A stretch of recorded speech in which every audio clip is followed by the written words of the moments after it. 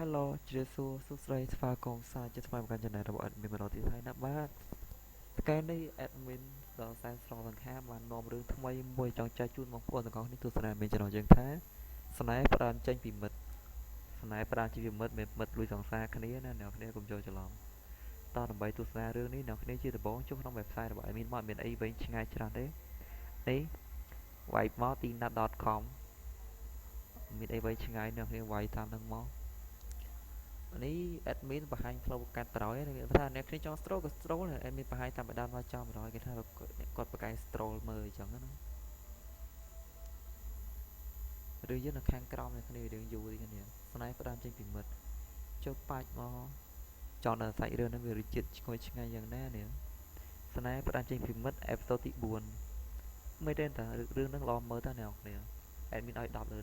10អូរឿងហ្នឹងទូស្រីវាយគ្នាតាបើសិនជាអ្នកគ្នារកនៅរឿងអត់ឃើញទេអ្នកគ្នាអាច search ឈ្មោះបានតើអត់មានអីវែងឆ្ងាយទេ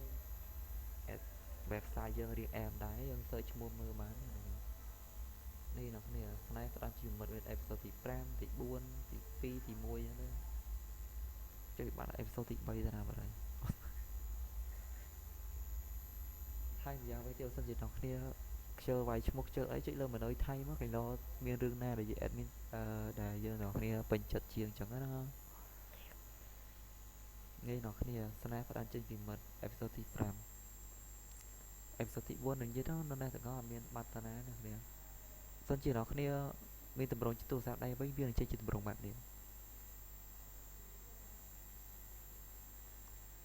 ដំបូងឡើយយើងមិនចេញជាតម្រងបែបនេះមែនអត់អ្នកគ្នាយើងចេញជាតម្រងបែបនេះបន្ទាប់មកអ្នកគ្នាគាត់ scroll មកខាងក្រោមមកបើអ្នកគ្នាបកកែ scroll ក៏ scroll មើលទៅតែវាចូលចិត្ត scroll មើលតែមានចិត្តវាយឈ្មោះ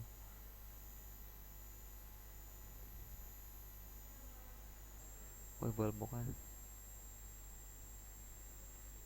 ឯណា slow មក